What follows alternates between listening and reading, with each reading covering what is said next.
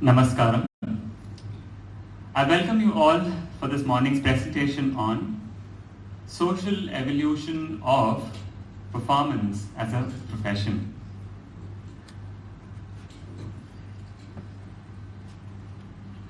A beautiful image, what I got today. Interesting imagination. Someone is born today. But interestingly, he is dancing in a very typical mandala, but he is distributing lotuses. Typically Indian way of looking at and adapting an imagination. What is performance? Start from this point. We need something, urban mind needs something called imagination. Can we imagine some kind of performances? That's the crux of the matter here. Imagination, quote unquote.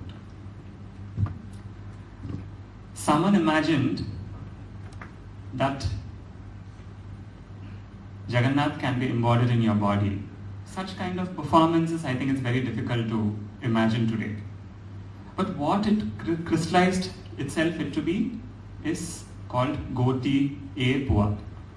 It's not boy dance, it's not boys only dance as people generally understand. It means boy dance. It's not boys only dance. It's not male only dance. Meaning in Odia means boy, only boy. Boy only. Something very deep to be imagined. Rather difficult for an urban mind to think about this. How do you disturb Puri Jagannath from his Parashringar into a man of Virat Rupa? Jagannath was relieved by none other than Chaitanya Mahaprabhu through Gotipua. Something difficult to imagine. Another difficulty in imagination is a kind of a performance what Meena would have done. What would have been her performance? Which moved everyone. Even till now she is moving us. Something like this. Does it have a grammar? Or is it only sheer poetry? Grammar for this is beyond our comprehension, but it certainly has a grammar though. This is another set of imagination which is difficult.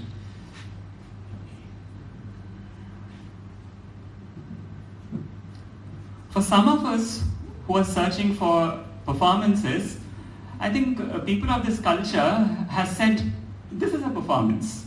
That is a performance actually. Yengum Tirumeni, Yengum Sivasakti, Yengum Chidambaram, Yengum Tirunattam. Everywhere there is Chidambaram, everywhere there is Tirunattam. Can you intuit a performance like this?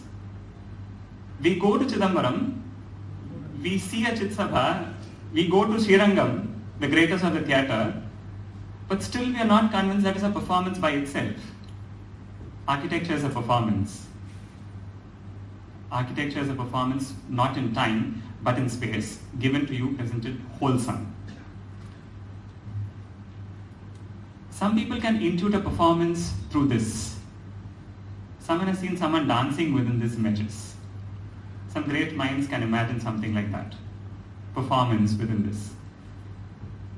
It's a daily performance. Hard to imagine is he performing? Yes, he is performing. He is Ranganatha, the Lord of Theatre. The Lord of Theatre himself. But something, tangibly, we can hold on to something as a performance is perhaps this image. Is this only a performance?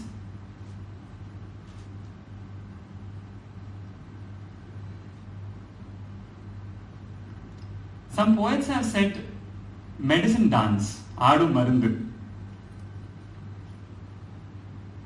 Muthiah calls Thillai Nataraja to be Aadu Marundu, Ambalatte Aadu Marundu. Performance can also happen in a fabric. It's called Nataraja Pattu or Tyaga Pattu. Very difficult to input a performance like that. Performance within the fabric. The fabric itself is a performance. I think any weaver or a designer or a fabric designer would certainly agree with me that a fabric is a performance by itself, not the making or the process. It's very difficult to intuit a dance which is a weight. During Rajarajan's period, he called a weight to be called as Adavallan.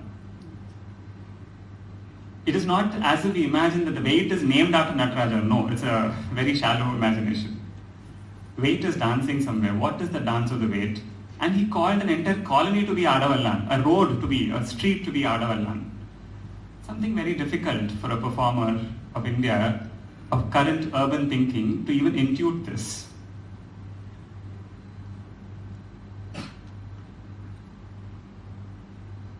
We are very familiar with such songs, no? Performance of life. Nandavanathil oru aandi, avan naalaru maadamai kuyavanai vendi, kondu vandan oru thondi. He brought a pot. Adai koothadi potude thandi. Here the Andi is the Atman, the spirit which is yearning, which begged for the bigger potter to give him a pot. 9 months he prayed and he got a pot. He danced and finally he broke it. An interesting imagination of life.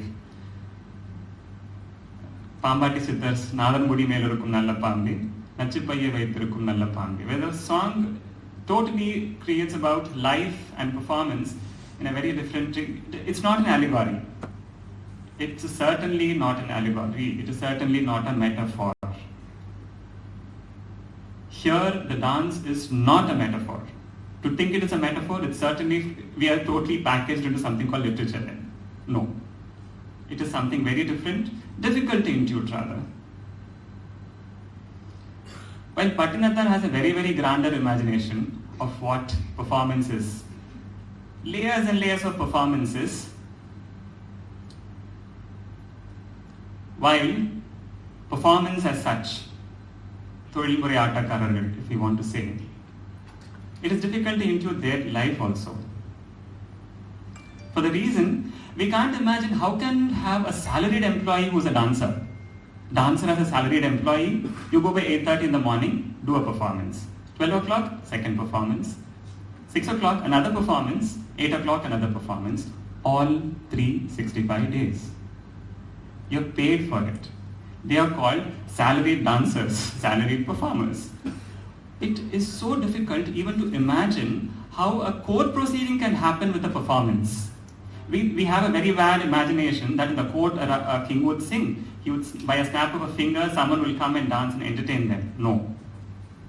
Court dancers were part of the official, formal proceeding of a court. What they danced was part of the agenda. But to intuit a dance as part of a secretariat proceeding or a parliamentary proceeding, we can't even imagine this now. Poverty of imagination, nothing else. We can't even imagine how can someone dance in the center of a debate within Lok Sabha and Rajya Sabha. Hardly we can, but it was a court proceeding. But they were not court entertainers, they were court employees. Number 3, they were consulted during the worst and the worst of dire consequences. When 2 kingdoms were fighting with each other, a Virali by name Avayar got into the matter and said, can we settle the matter without this? She was consulted by the king, can you go and do something? And another great Nagaravadu who saved Magadha. Nagaravadu is a name perhaps you're not familiar with, who was married to a city. Now, there were marriages for the temples, no, yes, there were marriages to the courts. But there were marriages to the cities also. They were called Nagaravadu. The famous historical Nagaravadu who saved Magadha was Amrapali. She saved it from a big war. We know that. These performances are out of her imagination. Rather, it is nowhere in the scene of her thinking anymore. Can you perform something like this? Rather, they were consultant to government bodies. When the government was in dire consequences of some attack, even today, the UN body consults a mass of artists, performing artists. Recently, there was a conference last year, only with performing artists can they provide with their thinking, not by their dancing, not by their theatrics. With their thinking, can you resolve terrorism? Such kind of performances within mind is difficult to intuit. Welcome to for today's topic, performance and evolution from there to now. Today, the evolution here, we are not... You can't see it. Okay. Stage light. In the light, konja off panna mudiyum, sir. In the light.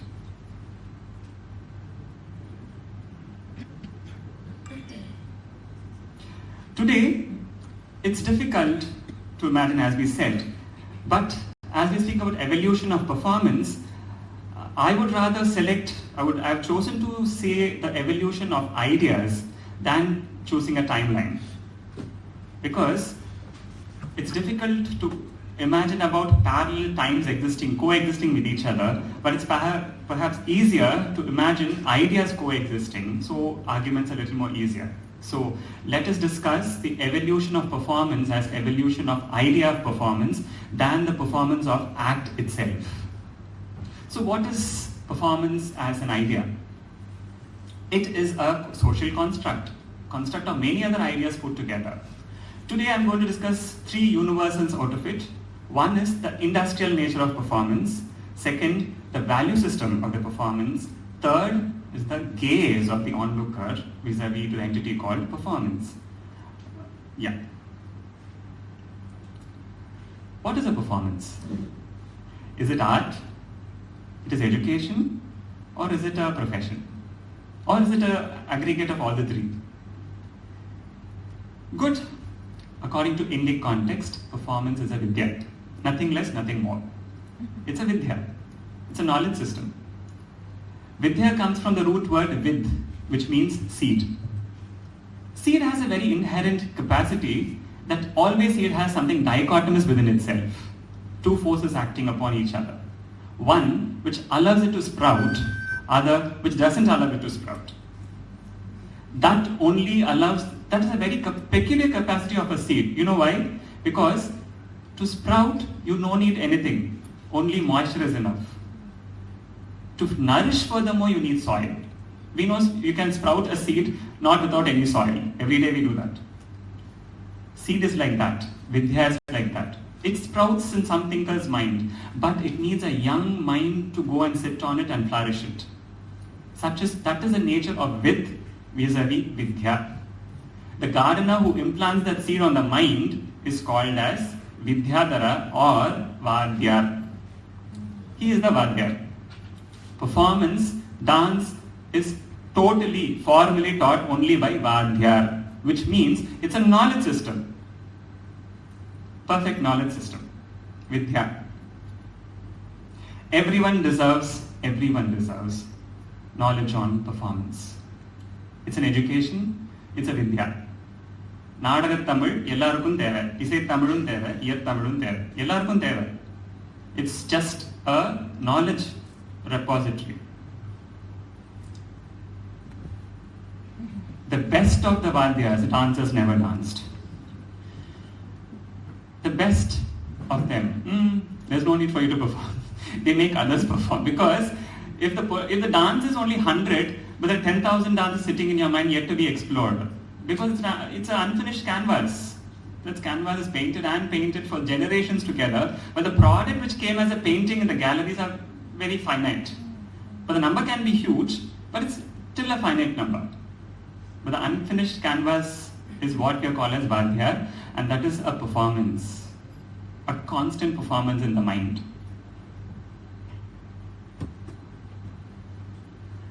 What about, anyone who actually gets education, I'm educated in mathematics, physics, chemistry, botany, zoology, that too for 12 long years, from my first standard to whatever. That does not mean I am a physicist or a chemist or mathematician. That does not mean anyone who undergoes 19 years of dance training need to be a dancer.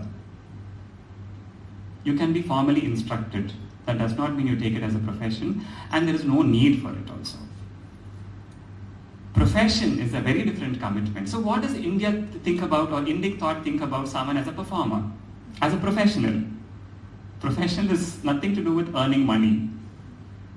It is a very interesting word. Profession is called as Todil in Tamil, Vritti in Sanskrit, Naukri in Marathi, and in many other languages what we know. The fact is, Nauka comes from the word boat. It is a boat given to you to cross the Bhavasagara. Naukari.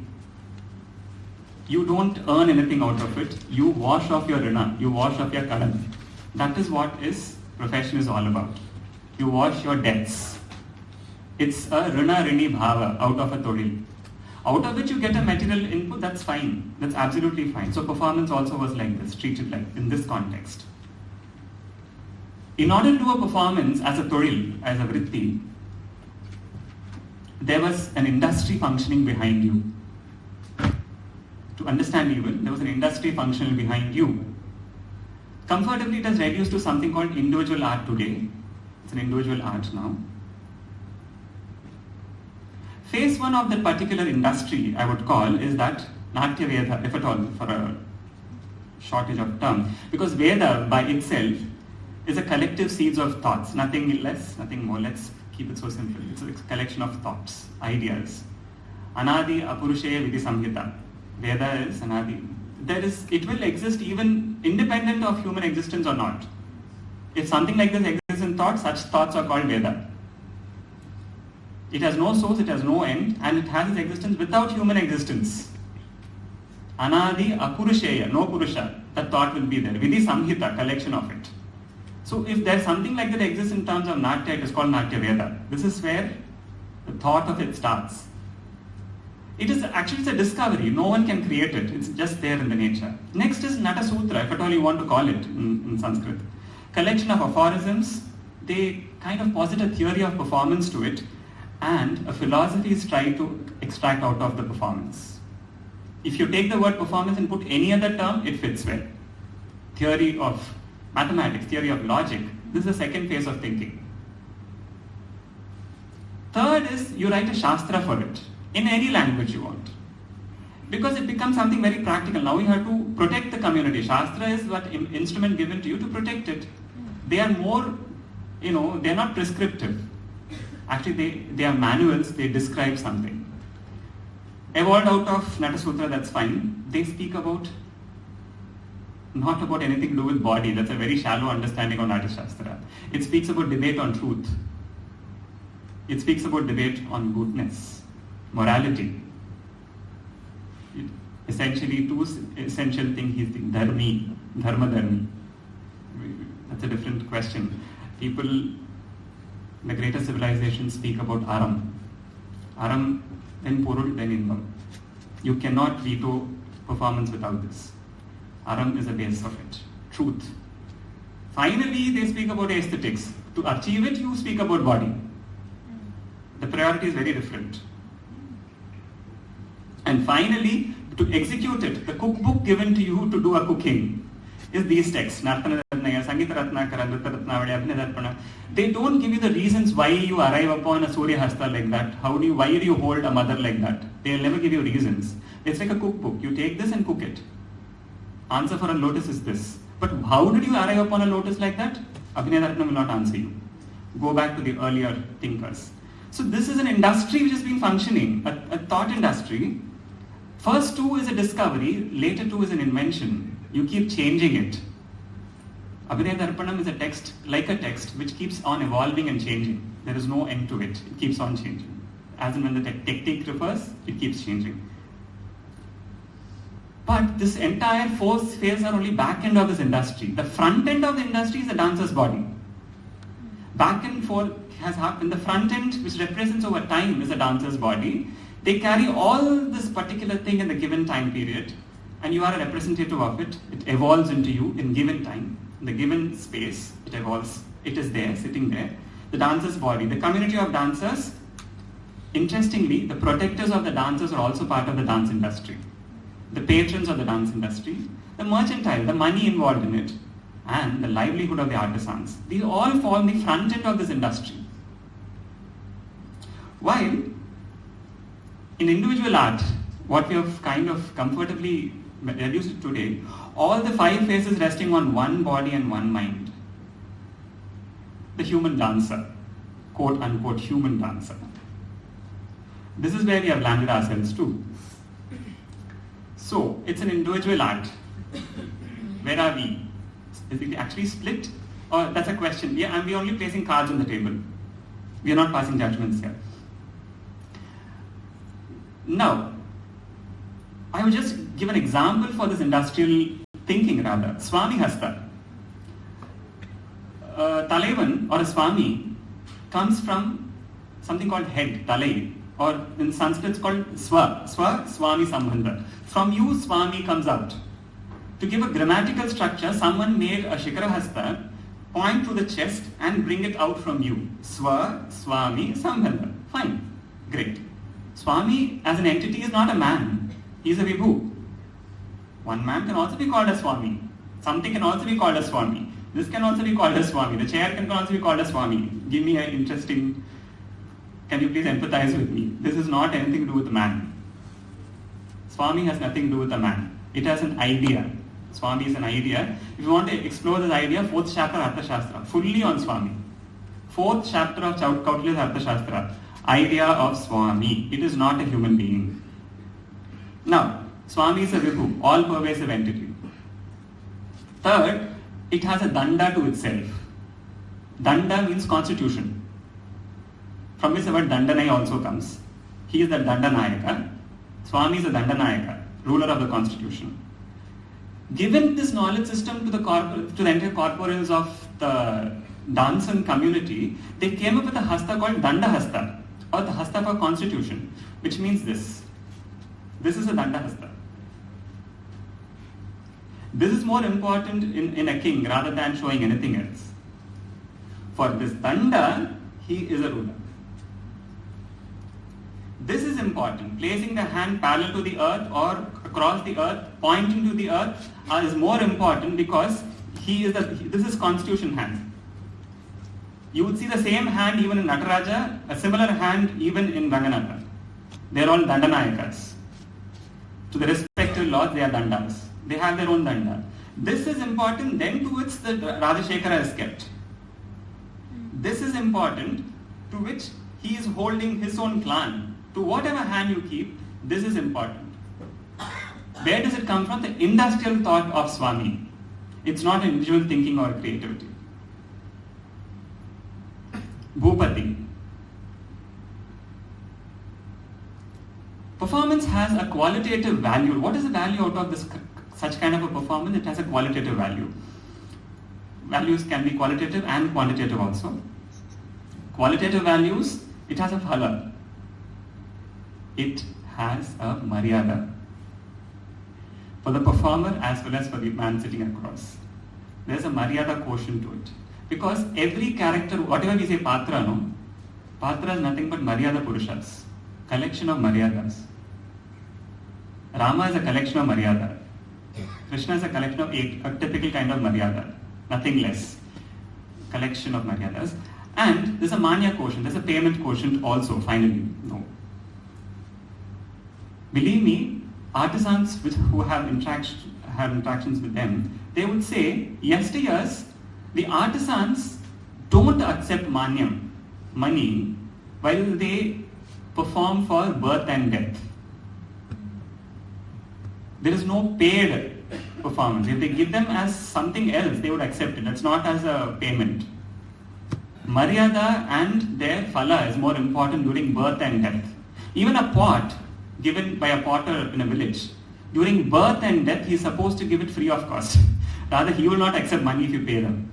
For the death ritual and the birth ritual, pots are given free of cost. Gold coins are given free of cost. The same pot, if given for sold for family festivals, fairs, it has a charge. Same pot sold to store water, it has a charge. The same size of a pot sold for marriage, double the cost. But not for birth and death. Same is so there is no specific payment quotient, that's the manya quotient. It varies in performing. Indic thought of performance. It has a very interesting thing called staggered phala. It has a delayed phala. Performance has a delayed phala. It has a quantitative value. It's very interesting. Performance has a quantitative value. Performance is done to fathom reality. It is a measure. Because every profession given to you has something to measure. It takes a survey of reality. They have survey details. Every profession has its own survey details. Basically, to do a vritti, தொழில் பண்ணணும்னா உங்களுக்கு உங்க தொழில் ரீதியான survey இருக்கும். Performer என்ன survey detail they have. Refer to Silappatikaram. ஒரு country, if someone fights with each other and they conquer the other country, the first thing they confiscate is the parasol, the royal umbrella. The main stick is cut off, and that is being taken, paraded on the top of an elephant and given. That's okay, but why the parasol? Why the stick of the royal umbrella is that the local region's measurements are metricized to that stick, that thunder. That's equal to the spine of the country. The entire country's measurement is metricized. If you want to confiscate a community, first confiscate their semantic meaning. Second, their measurements. Third, their language. Community is dead. You need not kill them with genocide. Community is dead.